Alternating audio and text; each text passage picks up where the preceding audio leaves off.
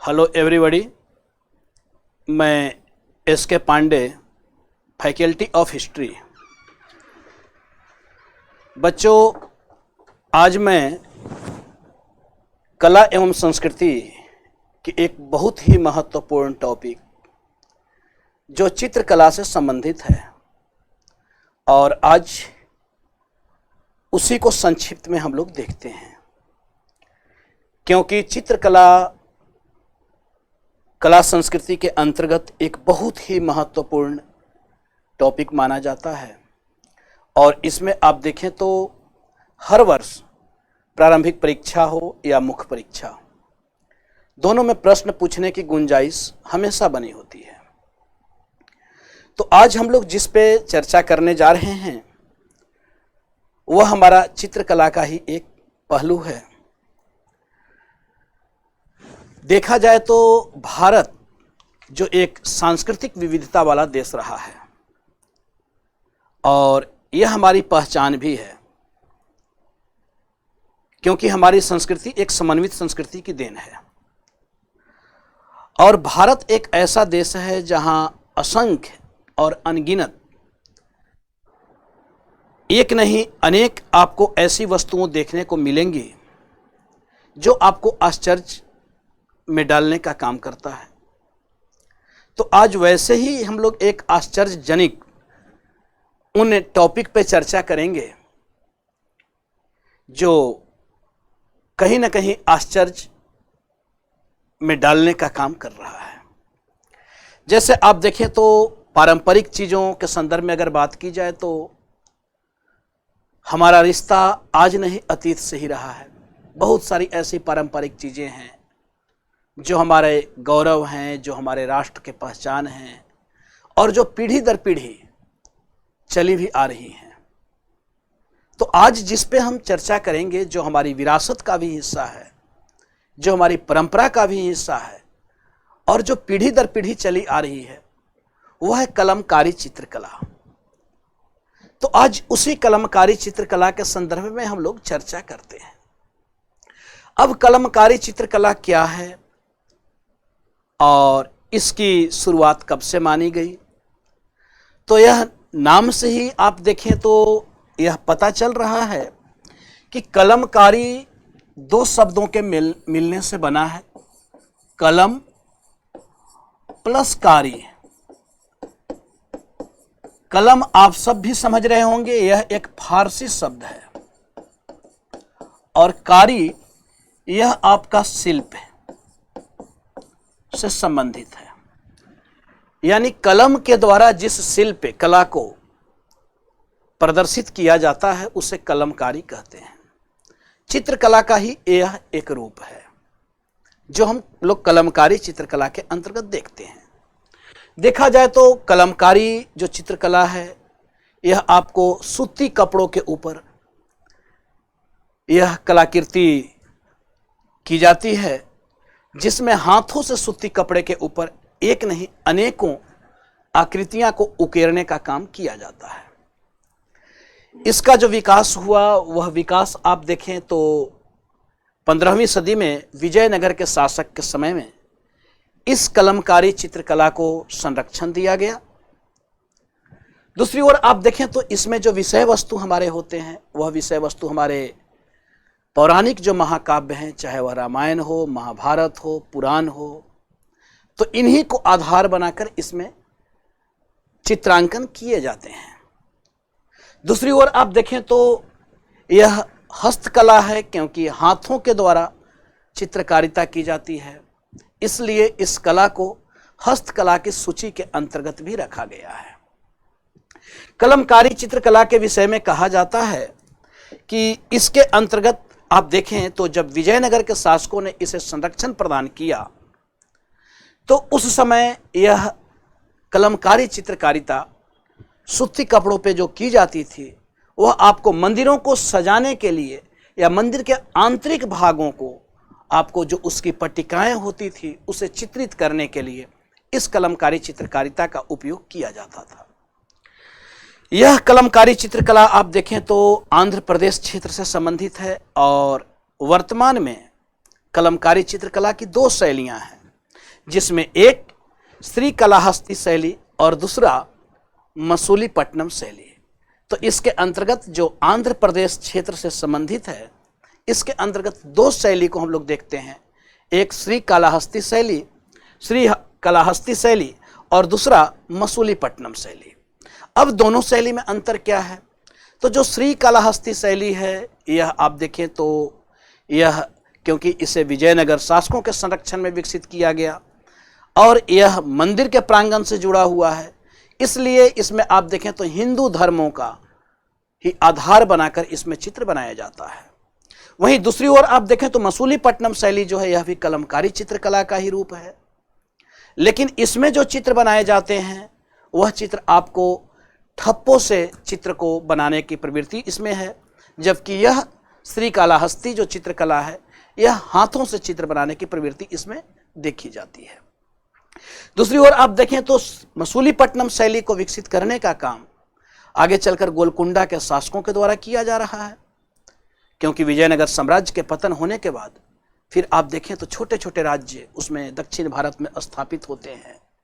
उसके बाद जब मुगल साम्राज्य स्थापित हुआ तो धीरे धीरे आगे चलकर मुगल साम्राज्य का भी विस्तार दक्षिण के क्षेत्रों में देखा जा रहा है, और दक्षिण के क्षेत्र में जब मुगल साम्राज्य स्थापित होता है तो यहाँ भी कलमकारी चित्रकला शैली हमें दिखाई देती है, और वह आपको दीवारों पर चित्र को उकेरने के लिए इस मसूलीपट्टनम शैली को ही आगे विकसित करने का काम किया जाता है, जो आपको ठप्पों के माध्यम से चित्रकारिता थी। यानी देखा जाए तो मसूलीपट्टनम शैली जो है, यह आपको इस पे फारसी प्रभाव दिखाई देगा, और वही आप श्रीकालाहस्ती शैली को आप देखें तो इसमें आपको भारतीय परंपरा दिखाई देगा। यह एक हस्त निर्मित है, तो दूसरा ठप्पों के द्वारा इसका चित्र को बनाने की प्रवृत्ति इसमें देखी जाती है। इसी में थोड़े और आगे हम लोग देखें तो चित्र के माध्यम से इसे हम लोग समझने का प्रयास करेंगे। तो आप देखें श्रीकालाहस्ती शैली जो जिसका विकास आपको मंदिरों में होता है, हिंदू शासकों के संरक्षण में इसका विकास किया गया, और यह विजयनगर के साम्राज्य में यह आपको देखा भी गया है, क्योंकि उस समय वहाँ मंदिरों के प्रांगणों को सजाने के लिए इस हस्तकला शैली को, कलमकारी चित्रकला शैली को आपको वहाँ पे प्रयोग किया जाता था। और इसमें आप देखें तो इसमें जो चित्रकारिता की जा रही है, वह चित्रकारिता आपको कपड़ों के ऊपर, जो सूती कपड़ा है, उस सूती कपड़े के ऊपर आपको हाथों से चित्रकारिता की जा रही है, जो श्रीकालाहस्ती शैली के रूप में हम लोग इसे देख सकते हैं। इस शैली की अपनी धार्मिक पहचान भी है, क्योंकि यह धर्म से संबंधित है, और इसके विषय वस्तु जो है वे हमारे आपको महाकाव्य हैं, चाहे वह रामायण हो, महाभारत हो या फिर पुराण हो। दूसरी ओर हम लोग देखें तो यह जो हमने बतलाया मसूलीपट्टनम शैली, जिसमें आप चित्र के माध्यम से इसे आप देख पाते होंगे, तो इस मसूलीपट्टनम शैली में आप देखें तो इसका विकास गोलकुंडा के शासकों के द्वारा किया जा रहा है, और आगे उसकी निरंतरता जो है वह हमें मुगल कला शैली के रूप में भी दिखाई देती है। अब आप देखें तो कला का कोई भी रूप हो, भारत में जो कला का जो रूप है उसमें एक समन्वित संस्कृति हमें देखने को मिलता है, और यह समन्वय ऐसा नहीं है कि सिर्फ कला के क्षेत्र में ही, बल्कि कला के किसी भी रूप में आप देखें, चाहे वह चित्रकला हो, स्थापत्य कला हो, मूर्ति कला हो, तो वह समन्वय आपको सभी क्षेत्रों में दिखाई देता है। इसी में आप देखें तो यह जो मसूलीपट्टनम शैली है, इसका प्रयोग आपको मुगल शासकों के समय में मंदिरों यानी जो दीवारों को, जो राजमहल हुआ करते थे, उन दीवारों को सुंदर बनाने के लिए, जिसमें आपको फारसी परंपरा के अंतर्गत फूल पत्ती हों, पेड़ पौधे हों, इन सब का चित्रण किया जाता था। जैसे हम लोगों ने स्थापत्य कला में देखा आर्कुएट शैली और त्रावियत शैली को जो देखते हैं, तो जहां आर्कुएट शैली है वह आपको भारतीय परंपरा है, जो बिंब सहतीर प्रणाली पर आधारित है। तो वहीं आप देखें त्रावियत शैली जो आपको इस्लामी परंपरा है, जिसमें गुंबद और मेहराब, तो वह हम लोग स्थापत्य कला के अंतर्गत देखते हैं। यहाँ भी आप देखें तो इसी कलमकारी चित्रकला के अंतर्गत जो मसूलीपट्टनम में जो आपको कलमकारी चित्रकला जो देखने को मिलता है, उस पर आपको फारसी प्रभाव दिखाई देता है। नेक्स्ट हम लोग देखें तो यहाँ अगर इसके अगर विकास क्रम में हम लोग देखें तो यहाँ देख पा रहे हैं कि इस चित्रकला के अंतर्गत जो रंग का जो प्रयोग किया जाता है, जो कलमकारी चित्रकला में, तो इसमें आप देखें तो वह बिल्कुल पूरी तरीके से वेजिटेबल डाई होते हैं, यानी वनस्पति रंगों का ही प्रयोग किया जाता है। इसमें प्राकृतिक रंगों का इस्तेमाल नहीं किया जाता है। यह कलमकारी चित्रकला शैली की एक सबसे बड़ी विशेषता है, जिसमें किसी प्रकार की रासायनिक चीज़ों का इस्तेमाल नहीं किया जाता है। तो इसे बनाने के लिए भी वानस्पतिक रंगों का ही प्रयोग किया जाता है। अब चाहे जिस प्रकार से हो, अगर पीला रंग बनाना हो तो उसके लिए हल्दी का प्रयोग, काला रंग बनाना हो तो उसके लिए कालिक का प्रयोग। तो इस प्रकार से आप देखें तो यहाँ पे बेसिकली जो यहाँ बनाया जाता है वो वेजिटेबल डाई होते हैं, जो आपको सब्जियों से प्राप्त जो रंग होते हैं उसी रंग का इस्तेमाल यहाँ पे किया जाता है, जिसे आप पिक्चर के माध्यम से इसे देख भी पा रहे होंगे। अब देखें तो यह जो चित्र जो बनाया जा रहा है कलमकारी चित्रकला के अंतर्गत जो श्री हलास्ती शैली में है, जिसमें आप देखें तो यह हमारे पौराणिक महाकाव्य के आधार पर ही इसमें चित्र बनाए जा रहे हैं। और चित्र पूर्णतः आपको यह सूती वस्त्र के ऊपर बनाया गया है, जिसमें प्राकृतिक रंगों का ही इस्तेमाल किया गया है। तो इस प्रकार से यहाँ चित्र बनाने की भी एक अपनी विधि है, क्योंकि यहाँ जो चित्र बनाया जाता है तो सूती कपड़ों में भी जो चित्र बनाया जाता है तो पहले उस कपड़े को आपको एक रात के लिए उस सूती कपड़े को गोबर के लेप में उसे रखा जाता है। उसके बाद उसे निकाल कर दूसरे दिन फिर उसे दूध के घोल में उसे रखा जाता है।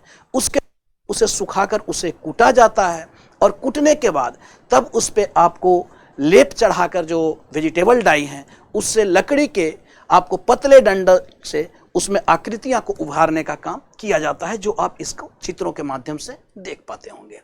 यहाँ आप देखें तो इस चित्रकला के अंतर्गत आपको एक प्रश्न 2015 में यूपीएससी के एग्जाम में भी पूछा हुआ है, और इस प्रश्न को जो अभी तक हमने चर्चा किया है उसके माध्यम से इस प्रश्नों को हम लोग हल करने की कोशिश करते हैं। यहाँ आप देखें तो प्रश्न पूछा गया है कि कलमकारी चित्रकला निर्दिष्ट करती है। अब यहाँ पे जो ऑप्शन है वह 4 ऑप्शन है कि दक्षिण भारत में सूती कपड़े पर हाथ से की गई चित्रकारी। दूसरा ऑप्शन है कि पूर्वोत्तर भारत में बांस के हस्तशिल्प पर हाथ से किया गया चित्रांकन। तीसरा ऑप्शन है कि भारत के पश्चिमी हिमालय क्षेत्र में ऊनी वस्त्र पर ठप्पे या ब्लॉक से की गई चित्रकारी। चौथा ऑप्शन है कि उत्तर पश्चिम भारत में सजावटी रेशमी वस्त्र पर हाथ से की गई चित्रकारी। तो हमने अभी चर्चा किया था कि जो कलमकारी चित्रकला है वह सूती कपड़ों पर हाथ से की गई चित्रकारी है, जो दक्षिण भारत में आंध्र प्रदेश से संबंधित है। इसमें आप देखें तो इसमें ठप्पे से भी चित्र बनाए जाते हैं, लेकिन यहाँ पे भारत के पश्चिमी हिमालय क्षेत्र में है, इसलिए ऑप्शन गलत है। अगर आपको थोड़ा भी इसके बारे में जानकारी है तो आप ऑप्शन के अकॉर्डिंग भी प्रश्न को सही कर सकते हैं। यानी इसमें सही उत्तर आपको ऑप्शन में दिए गए ए जो है वह इसका सही उत्तर है। तो आज के लिए बहुत बहुत धन्यवाद। Thank you. आप सबों का दिन मंगलमय हो।